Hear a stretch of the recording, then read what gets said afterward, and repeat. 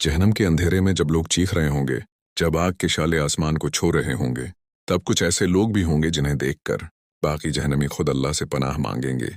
पेरला, एक जालिम बादशाह जिसने अपनी ताकत से लोगों पर जुल्म किया, नाहक को खून बहाया और कभी अल्लाह से माफी न मांगी, आज वो खुद अपने जुल्म की आग में जल रहा होगा और चीखेगा, काश मैं इंसाफ करता। दूसरा, एक खाइन ताजर जो दुनिया में लोगों की इमानत खा गया, झूठ बोला, धोखा दिया, आज उसके जिस्म से पगला हुआ लोहा टपक रहा होगा और बाकी जहन्नमी कहेंगे, ए अल्लाह हमें उस खाइन के पास ना रखना। तीसरा, एक फाहिशा फैलाने वाला जो लोगों को गुनाह की तरफ बुलाता था, शर्म व हया मिटा देता था, आज उसके लब जल रहे होंगे, जबान को आग के कीलों से छीदा जा रहा होगा क्योंकि उसी जबान से वो गुनाह फैलाता था।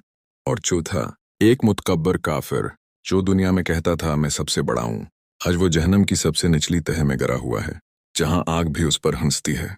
फिर एक सदा आएगी, क्या तुमने देखा, ये हैं वो चार जिनसे बाकी जहन्नमी भी पनाह मांगते हैं। और फिर सन्नाटा छा जाएगा, सर्फ चीखों की गूंज बाकी रहेगी।